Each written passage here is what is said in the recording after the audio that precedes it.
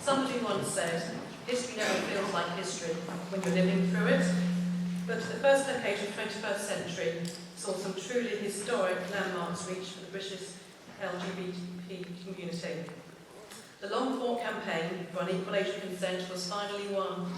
The long-standing ban on lesbians and gay men serving in the armed forces was lifted, and the notorious Section 28 was finally repealed. Equal adoption rights for same-sex couples and the introduction of civil partnerships are a few examples of how our families and relationships now receive greater legal recognition.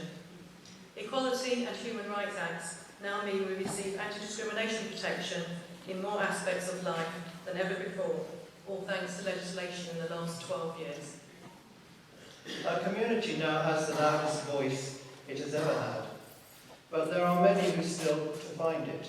Homophobic crimes and prejudice in the UK is still a reality.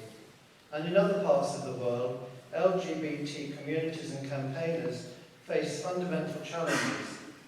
In 6 countries, homosexuality is still punishable by life imprisonment. In 10 others, it still carries the death penalty. Tonight, our voices are their voices too. Our last set tonight, for you this evening, represents some of the most moving songs written so far in the 21st century, all for different reasons. The mesmerisingly beautiful Fix You has become synonymous with mourning and loss.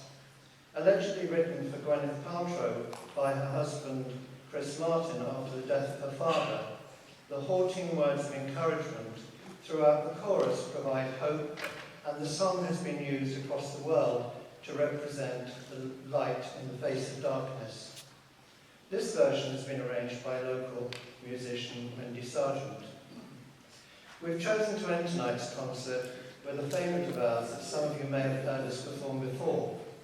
Our second Take That song of the evening will make you shine with joy as you're leaving the building. But first, our female voice is going to sing what Adele herself calls a dark, bluesy, gospel disco tune that describes the emotions of a scorned lover.